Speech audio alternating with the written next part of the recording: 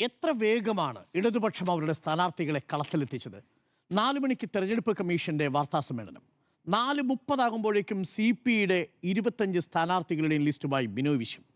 5 മണിയാകുമ്പോഴേക്കും 75 സ്ഥാനാർത്ഥികളുടെയും 26 സ്വതന്ത്രരുടെയും പട്ടികയുമായി party secretary Govinda മാഷ്. 5:30 മുഴുവൻ സ്ഥാനാർത്ഥികളും ഇടതുമുന്നണി സ്ഥാനാർത്ഥികളും തെരുവിൽ അണികൾക്കുമായി റോഡ് ഷോ നടത്തുന്നു. അതായത് ഇലക്ഷൻ കമ്മീഷൻ തിരഞ്ഞെടുപ്പ് തീയതി പ്രഖ്യാപിച്ച് 1 മണിക്കൂറിനുള്ളിൽ സ്ഥാനാർത്ഥി പട്ടികയല്ല, സ്ഥാനാർത്ഥികളുമായിട്ട് റോഡ് ഷോ നടത്തുന്ന പാർട്ടിയായിട്ട് CPM-ഉം CPI-യും മാറിക്കഴിഞ്ഞിരിക്കുന്നു, അഥവാ LDF മാറിക്കഴിഞ്ഞിരിക്കുന്നു. 106 സ്ഥാനാർത്ഥികൾ ഇന്ന് തെരുവിലിറങ്ങി അവരുടെ തെരഞ്ഞെടുപ്പ് പ്രചരണം ആരംഭിച്ചു കഴിഞ്ഞിരിക്കുകയാണ്. എവിടെ UDF? ചിത്രത്തിൽ എവിടെ? 2 മണിക്കൂറിനുള്ളിൽ സ്ഥാനാർത്ഥികളെ പ്രഖ്യാപിക്കാൻ ഞങ്ങൾ തയ്യാറാണ് എന്നാണ് പ്രതിപക്ഷ നേതാവ് പറഞ്ഞത്. ഇലക്ഷൻ ഒന്ന് പ്രഖ്യാപിച്ചോട്ടെ, സ്ഥാനാർത്ഥി പട്ടിക ഉടൻ വരും എന്നാണ് KC വേണുഗോപാൽ പറഞ്ഞത്. മണിക്കൂർ ഇത്രയും കഴിഞ്ഞു, 2 പേരുടെ പേര് പോലും പ്രഖ്യാപിക്കാൻ കഴിയാത്ത സാഹചര്യം. ആദ്യം മുഴുവൻ സ്ഥാനാർത്ഥികളുടെയും ലിസ്റ്റ് വരുമെന്ന് പറഞ്ഞു, 51 ചുരുങ്ങി, ഇപ്പോൾ അത് വീണ്ടും 30-ഓ 32-ഓ ആയി ചുരുങ്ങുന്നു എന്നുള്ളതാണ് പുറത്തു വരുന്ന വിവരങ്ങൾ. അപ്പോൾ ആദ്യഘട്ടത്തിൽ വലിയ രീതിയിൽ ഇടതുപക്ഷത്തിനൊരു കോൺഫിഡൻസ് ഈ റോഡ് ഷോയിൽ പ്രകടമാണ് എന്നുള്ളതാണ്. അത് കേരള ജനത ഇന്ന് കണ്ടതാണ്. തുടരാൻ വേണ്ടിയാണ് LDF ഈ തെരഞ്ഞെടുപ്പിനെ നേരിടുന്നത്. എന്തുകൊണ്ട് തുടരണം എന്നുള്ളതാണ് ചോദ്യം. ഈ തെരഞ്ഞെടുപ്പിൽ ഇടതുപക്ഷത്തിനൊരു എഡ്ജുണ്ട്, ഒരു സ്ലൈറ്റ് എഡ്ജുണ്ട്. ഞാനതിനെ 4-5 ഘടകങ്ങളായിട്ട് കാണുന്നു. ഒന്ന്, ഇന്ന് കണ്ട തിരഞ്ഞെടുപ്പിലെ ഈ പ്രചരണത്തിലെ ആത്മവിശ്വാസമാണ് അതിൽ ഏറ്റവും പ്രധാനപ്പെട്ട ഘടകം. ഘടകകക്ഷികളുമായിട്ടുള്ള ചർച്ചകൾ അതിവേഗം പൂർത്തിയാക്കി CPM. കേരള കോൺഗ്രസ് മാണിക്ക് പരാതിയില്ല, RJDക്ക് പരാതിയില്ല, NCPക്ക് പരാതിയില്ല. പാർട്ടിക്കുള്ളിലുണ്ട്, NCPക്കുള്ളിൽ തർക്കമുണ്ട്, RJDക്കുള്ളിൽ തർക്കമുണ്ട്. പക്ഷേ CPM-ഉമായിട്ട് ഇവർക്ക് ആർക്കും ഒരു വിയോജിപ്പുമില്ല എന്നുള്ളതാണ്. CPI-യുടെ കാര്യത്തിൽ CPM-ഉമായി ഒരിടത്തും വിയോജിപ്പില്ല എന്നുള്ളതാണ്. അപ്പോൾ സീറ്റ് കൈമാറ്റവുമായി ബന്ധപ്പെട്ടോ സീറ്റ് വിഭജനവുമായി ബന്ധപ്പെട്ടോ LDF-ൽ ഒരു പ്രശ്നവുമില്ല. ഘടകകക്ഷികൾ ഒരുമിച്ച് നിൽക്കുന്നു. അതായത് മുന്നണിയുടെ കൂട്ടായ്മയാണ് ഇന്നിപ്പോൾ പ്രകടമായിരിക്കുന്നത്. സ്ഥാനാർത്ഥി നിർണ്ണയം സംബന്ധിച്ച് നമ്മൾ എന്തെല്ലാം കഥകൾ പറഞ്ഞു. പേരാവൂരിൽ ശൈലജ ടീച്ചറിന് അസംതൃപ്തിയാണ്. ഇന്ന് പേരാവൂർ ശൈലജ ടീച്ചർ പറഞ്ഞ എന്താ? മട്ടന്നൂരിൽ മത്സരിക്കാൻ എനിക്ക് താല്പര്യമില്ലായിരുന്നു, പാർട്ടി എന്നോട് നിർദ്ദേശിച്ചനുസരിച്ച് ഞാൻ പേരാവൂരിൽ മത്സരിച്ചു. അത് ടീച്ചർ അങ്ങനെ പറയൂ എന്ന് നമുക്കറിയാമെങ്കിൽ പോലും ഒരു പൊട്ടിത്തെറി പ്രതീക്ഷിച്ചവർക്ക് നിരാശയായി. പൊട്ടിത്തെറി പ്രതീക്ഷിച്ചവർക്ക് നിരാശയായി. ഇന്ന് ടീച്ചർ പേരാവൂർ മണ്ഡലത്തിൽ മത്സരിക്കാൻ ഇറങ്ങി.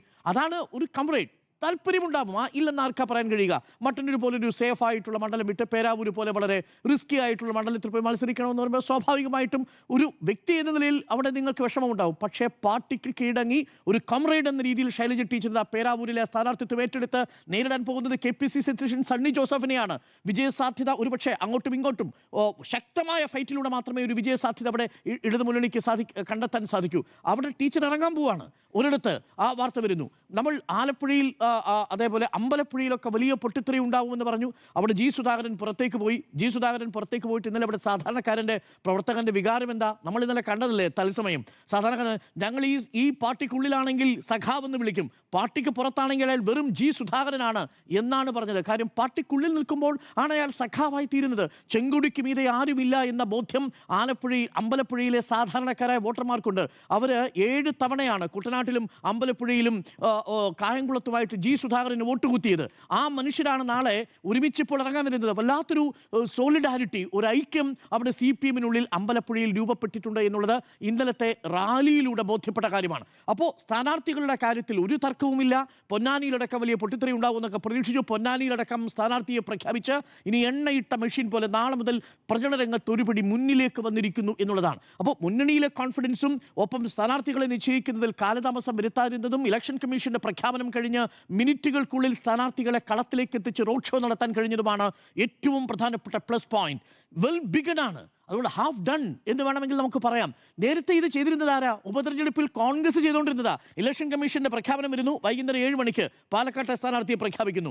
ഇലക്ഷൻ കമ്മീഷന്റെ പ്രഖ്യാപനം വരുന്നു, തൊട്ടടുത്ത ദിവസം നിലമ്പൂരിലെ സ്ഥാനാർത്ഥിയെ പ്രഖ്യാപിക്കുന്നു. വളരെ മിനിറ്റുകൾക്കുള്ളിൽ തീരുമാനമായിരുന്നു.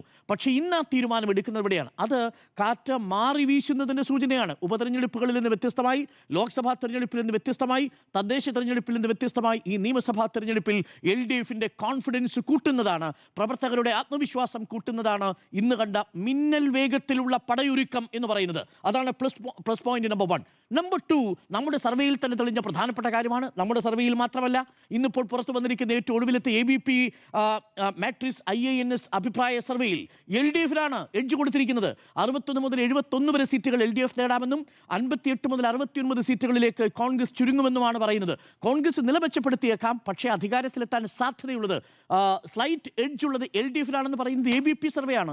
നേരത്തെ മാതൃഭൂമിയുടെ കോർ സർവേ ഉണ്ടായിരുന്നു, മനോരമയുടെ സർവേ ഉണ്ടായിരുന്നു, റിപ്പോർട്ടിന്റെ സർവേ ഉണ്ടായിരുന്നു. ഏറ്റവും അടുത്ത് വന്ന, അതായത് ഫെബ്രുവരി മാസം 20-ാം തീയതിക്ക് ശേഷം പുറത്തു വന്നിരിക്കുന്ന പ്രധാനപ്പെട്ട എല്ലാ സർവേകളും LDFിനാണ് സ്ലൈറ്റ് എഡ്ജ് പറഞ്ഞിരിക്കുന്നത്. നേരത്തെ NDTVയുടെ ഒരു സർവേ ഉണ്ടായിരുന്നു, UDFിന് ഒരു വലിയ എഡ്ജ് അവിടെ പറഞ്ഞിരുന്നു. 2 സർവേകൾ മാത്രമാണ് ദേശീയ തലത്തിൽ UDFിന് സാധ്യത പറഞ്ഞിരുന്നതെങ്കിൽ ഏറ്റവും അടുത്തു വന്ന, മാർച്ച് മാസത്തോട് അടുത്തു വന്ന, തെരഞ്ഞെടുപ്പിനോട് അടുത്തു വന്ന 4 സർവേകളും ഇപ്പോൾ പ്രവചിക്കുന്നത് LDFിന്റെ സ്ലൈറ്റ് എഡ്ജാണ് എന്നുള്ളതാണ്. ഇന്ന് പുറത്തു വന്നിരിക്കുന്ന ABP സർവേ അടക്കം ഇതെന്താ സൂചിപ്പിക്കുന്നത്? നമ്മുടെ സർവേയിൽ കൃത്യമായി റിഫ്ലക്ട് ചെയ്തുവെന്ന് ഞാൻ വിശ്വസിക്കുന്നത് പോലെ MLA-മാരുടെ പ്രോ ഇൻകുംബൻസി അഥവാ MLA-മാർക്കെതിരെ അതാത് മണ്ഡലങ്ങളിൽ ഭരണവിരുദ്ധ വികാരമില്ലായ്മ, MLA-മാർ ജനപ്രിയരാണ് എന്നുള്ളത് കൊണ്ട് ആ MLA-മാരെ ആ മണ്ഡലത്തിൽ റീപ്ലേസ് ചെയ്യുക സാധ്യമാണ്. എത്രയോ മണ്ഡലങ്ങൾ, മാവേലിക്കരയിലെ അരുണിന്റെ മണ്ഡലം പോലെ, കോന്നിയിലെ ജനീഷിന്റെ മണ്ഡലം പോലെ, വട്ടിയൂർക്കാവിലെ നമ്മളുടെ ബ്രോയുടെ മണ്ഡലം പോലെ, അങ്ങനെ ചില മണ്ഡലങ്ങളിൽ ചില MLA-മാരെ ആ മണ്ഡലത്തിലെ ജനങ്ങൾ മാറ്റില്ല എന്ന കോൺഫിഡൻസ് LDFിനോടുണ്ട്. അപ്പോൾ സർക്കാരിനെതിരെ ഭരണവിരുദ്ധ വികാരമോ ഒരു മടുപ്പോ ഒക്കെ ഉണ്ടെന്ന് പറഞ്ഞാലും അതാത് മണ്ഡലത്തിലെ MLA-മാർക്ക് അനുകൂലമായിട്ടുള്ള ഒരു വികാരം രൂപപ്പെട്ടിട്ടുണ്ടെങ്കിൽ ആ പ്രോ ഇൻകുംബൻസി MLA-മാർക്ക് അനുകൂലമായിട്ടുള്ള ഭരണാനുകൂല വികാരത്തെ മറികടക്കുക UDFിന് വളരെ ബുദ്ധിമുട്ടായിത്തീരും. അതാണ് നമ്പർ 2 പ്ലസ് പോയിന്റ്. നമ്പർ 3, നമ്മുടെ മുന്നിൽ കാണുന്ന വികസനം മുന്നിൽ വെച്ചുകൊണ്ടാണ് ഈ പ്രചരണങ്ങളെല്ലാം നടക്കുന്നത്. നിങ്ങൾ നോക്കൂ, ഈ PR യുദ്ധത്തിൽ ആരാ വിജയിച്ചത്? ഞാൻ ആദ്യം വിചാരിച്ചു UDF ആണ് ഈ PR യുദ്ധത്തിൽ വിജയിക്കാൻ പോകുന്നത്. വലിയ തരത്തിലുള്ള പ്രചണ്ഡ പ്രചരണം നടത്തുന്നു. തെലങ്കാന സർക്കാരിന്റെ പരസ്യം പോലും കേരളത്തിലെ പത്രത്തിൽ കൊടുത്താണ് കോൺഗ്രസ് അവരുടെ പ്രചരണം നടത്തിയത്. അതെന്തിനാണെന്ന് എനിക്ക് ഇപ്പോഴും മനസ്സിലാവുന്നില്ല മധു. തെലങ്കാന സർക്കാരിന്റെ ഭട്ടിൻഡയുടെയും ഒപ്പം രേവന്ത് റെഡ്ഡിയുടെയും ചിത്രം കൊടുത്തിട്ട് തെലങ്കാനയിൽ സർക്കാർ ഇതാ വികസനം, അതിപ്പോ നമ്മളെന്ത് വേണപ്പാ? അത് UP സർക്കാരിന്റെ പരസ്യങ്ങൾ വരാറുണ്ടല്ലോ. ഇപ്പൊ എവിടെയാ വരുന്നത്? എത്ര പരസ്യങ്ങൾ വന്നിട്ടുണ്ട്? നാഷണൽ ആയിട്ട് വരുന്നതാ. അത് ലോക്സഭാ തെരഞ്ഞെടുപ്പിലാണ് അടുപ്പിച്ചിരുന്നത്. ഇതിപ്പോ നിയമസഭാ തെരഞ്ഞെടുപ്പിൽ, കേരളത്തിൽ നടക്കുന്ന നിയമസഭാ തെരഞ്ഞെടുപ്പിൽ, തെലങ്കാനയിൽ തെരഞ്ഞെടുപ്പ് ആയിട്ടില്ല. കേരളത്തിൽ പരസ്യം വരുന്നതിനൊക്കെ ഇത്രയും സംശയം. കളിയല്ലേ? അതാണ് എന്റെ ചോദ്യം. കേരളത്തിൽ എന്തിനാണ് തെലങ്കാന സർക്കാരിന്റെ പരസ്യം? അല്ല, അതൊക്കെ ഇങ്ങനെ അതിനൊന്നും നിയന്ത്രണം വെക്കേണ്ട കാര്യം എന്താ? ലോജിക്ക് എന്താ? അല്ല, ലോജിക്ക് ഇപ്പൊ മറ്റു പരസ്യങ്ങളും വളരെ നന്നായി. എങ്കിൽ എന്തുകൊണ്ട് PR-നെ കുറിച്ച് അങ്ങ് പറയുമ്പോൾ PR ഒരു വിഭാഗത്തിന് മാത്രം ചെയ്യാൻ പറ്റുന്ന ഒരു കാര്യം അതല്ലെന്നേ. ഇത് PR ആണ്. ആ PR എങ്ങനെയാ ചെയ്യുന്നത്? തെലങ്കാന സർക്കാർ PRD ഉപയോഗിച്ച് കേരളത്തിൽ എന്തിനാ പരസ്യം കൊടുക്കുന്നത്? അല്ല, അതിലെന്തെങ്കിലും നിയമപരമായി നിയമപരമായിട്ടല്ല. എന്താ കേരള സംസ്ഥാന സർക്കാരിനെ കുറിച്ച് പറഞ്ഞത്? PR എന്ന് പറഞ്ഞപ്പോ സംസ്ഥാന സർക്കാർ PRD ഉപയോഗിച്ചുകൊണ്ട് പ്രചരണം നടത്തുന്നു. അപ്പൊ തമിഴ്നാട് സർക്കാർ ഉപയോഗിച്ച് പരസ്യം കൊടുക്കുന്നു എന്നുള്ള മാത്രമല്ല, പരസ്യം PRDയുടെ ജോലി സർക്കാരിനെ പുകഴ്ത്തുക എന്നുള്ളത് തന്നെയാണ്. അതല്ല അതിലെ പ്രശ്നം. അതിന് മുന്നത്തെ സർക്കാരിനെ വിമർശിക്കുന്നു എന്നില്ലായിരുന്നു പറഞ്ഞത്. അങ്ങനെ PRD ഉദ്യോഗസ്ഥർക്ക് അതിപ്പോ അല്ല, അങ്ങ് ആ ചോദ്യം ചോദിക്കുമ്പോൾ അത് കോടതിയിൽ ഏതായാലും തള്ളിപ്പോയി കഴിഞ്ഞു. കോടതിയിൽ പല വാദങ്ങളായി തള്ളുന്നുണ്ട്. അത് അപ്പീൽ പോവോ ഇല്ലേ എന്നുള്ളതൊക്കെ കോടതിയും തള്ളി. ഞാൻ അതിലേക്ക് വരുന്നില്ല. പക്ഷേ തെലങ്കാന സർക്കാർ ഈ കേരളത്തിലെ തെരഞ്ഞെടുപ്പ് നടക്കുമ്പോൾ എന്തിനും കേരളത്തിലെ പത്രങ്ങളിൽ പരസ്യം കൊടുക്കണം. ലോജിക്കല്ലേ? അല്ല, സിമ്പിൾ ലോജിക്ക്. നിങ്ങൾക്ക് എന്താ തോന്നുന്നത്? കോൺഗ്രസ് ഭരിക്കുന്ന പരസ്യം കൊടുക്കും, പിന്നെ കോൺഗ്രസിന് വേണ്ടിയിട്ട് കോൺഗ്രസ് സർക്കാർ തെലങ്കാന ചെയ്ത കാര്യം കേരളത്തിലെ സർക്കാർ കേരളത്തിൽ ഭരണമില്ലാത്തടത്ത് ഇവിടെ എന്ത് നേട്ടമാണ് അവർ പറയാൻ പോകുന്നത്? തെലങ്കാനയിലെ ടാക്സ് പേരുടെ പൈസ എടുത്ത് കേരളത്തിൽ പരസ്യം കൊടുക്കുന്നത് എന്തിനാ? വല്ലാത്ത ചോദ്യം തന്നെ. അപ്പൊ ഇവിടുത്തെ ടാക്സ് പേരുടെ എടുത്ത് ഇവിടെ കൊടുക്കാം. ഇവിടെ കൊടുക്കാം, നല്ലോണം എത്രയെങ്കിലും എടുത്ത് കൊടുക്കാം, ഒരു കുഴപ്പമില്ല. തെലങ്കാനയിലെ സ്ത്രീക്ക് 1000 രൂപ മാസം കിട്ടുന്നത് കേരളത്തിൽ പരസ്യം കൊടുക്കുന്നത് എന്തിനാ? അതാണ് എന്റെ ചോദ്യം. അത് തെലങ്കാനയിലെ പരസ്യം വേറൊരു ചോദ്യം അങ്ങേക്ക് ഇല്ലാത്ത സ്ഥിതിക്ക് ഒരു കുഴപ്പമില്ല. അതൊരു ചോദ്യമാണെന്നായിട്ട് ഞാനിപ്പോഴും മനസ്സിലാക്കുന്നത്. സ്മൃതിക്ക് അതിനകത്ത് ലോജിക്ക് അങ്ങേക്ക് വേറൊരു ചോദ്യം ഇല്ലാത്ത സ്ഥിതിക്ക് അതൊരു ചോദ്യമായിരുന്നു. തെലങ്കാനയിൽ PR-നെ ഇതാണ് ഇരട്ടത്താപ്പ് എന്ന് പറയുന്നത്. സംസ്ഥാന സർക്കാർ നിയമാനുസൃതമായി നടത്തിയ പരസ്യം സുപ്രീം കോടതി പോലും അംഗീകരിക്കുമ്പോൾ, ഹൈക്കോടതിയിൽ നിന്ന് പോലും സർവേയുമായി ബന്ധപ്പെട്ട വിഷയത്തിൽ അനുകൂലമായി വിധി വരുമ്പോൾ ഇവിടെ പ്രതിപക്ഷം കൊണ്ടുവന്ന എല്ലാ ആരോപണങ്ങളും പൊട്ടിപ്പാളീസായി പൊളിഞ്ഞു നിൽക്കുന്നതാണ് കണ്ടത്. അത് തെരഞ്ഞെടുപ്പ് സർവേ ആവട്ടെ, DA വാട്സപ്പ് സന്ദേശമാവട്ടെ, ഒടുവിൽ കോടതിയിൽ പോയിട്ട് ഹർജിക്കാരൻ കോടതിയിൽ പോയി സംസ്ഥാന സർക്കാരിന് ഹൈക്കോടതി കയ്യിൽ നിന്ന് സർട്ടിഫിക്കറ്റ് കൊടുത്തു. മികച്ച സദ്ഭരണത്തിന്റെ മാതൃക. ഹൈക്കോടതി സർട്ടിഫൈ ചെയ്ത് കൊടുത്തിരിക്കുക. ഈ ഒരു വോട്ട് കൂടി സംശയിച്ച് നിൽക്കുന്ന വോട്ടർക്ക് ഹൈക്കോടതി പറഞ്ഞു കൊടുക്കുക, ഇതാ സദ്ഭരണത്തിന്റെ മാതൃക, ഗുഡ് ഗവേണൻസ് എന്ന് തിരഞ്ഞെടുപ്പിന്റെ തൊട്ട് മുമ്പ് ഹൈക്കോടതി സർട്ടിഫൈ ചെയ്ത് കൊടുക്കുന്ന അവസരം ഉണ്ടാക്കി പ്രതിപക്ഷ നേതാവ്. അതുകൊണ്ട് ഞാൻ പറയുന്നത് ഇവിടുത്തെ പ്രതിപക്ഷമാണ് ഈ സർക്കാരിന്റെ ഐശ്വര്യം ഒരർത്ഥത്തിൽ. കാരണം പ്രതിപക്ഷം കൊടുക്കുന്ന ഇത്തരം ഹർജികളാണ് ഹൈക്കോടതിയിൽ നിന്ന് സംസ്ഥാന സർക്കാരിന് സർട്ടിഫിക്കറ്റ് ആയിട്ട് കിട്ടുന്നത്. അല്ലെങ്കിൽ സംസ്ഥാന സർക്കാരിനെ ഹൈക്കോടതി അനുകൂലിക്കാൻ വഴിയില്ലല്ലോ, ഒരവസരം ഉണ്ടാക്കി കൊടുക്കുകയാണ്. അപ്പോൾ സെൽഫ് ഗോൾ അടിച്ച് ഈ സർക്കാരിൻ്റെ അനുകൂലമായിട്ടുള്ളൊരു പ്രതീതി സൃഷ്ടിച്ചിട്ടുണ്ട്. കഴിഞ്ഞ 4 സർവേകളിൽ അത് റിഫ്ലക്ട് ചെയ്യുകയും ചെയ്തിട്ടുണ്ട്. അപ്പോൾ എന്താ ഞാൻ പറഞ്ഞു വന്നത്, വികസനത്തിൻ്റെ കാര്യത്തിൽ സംസ്ഥാന സർക്കാരിനെ കുറ്റപ്പെടുത്താൻ ഇത് കേരളത്തിലെ കോൺഗ്രസിന് കഴിയില്ല. റോഡിൻ്റെ കാര്യം പറയാൻ പറ്റൂല.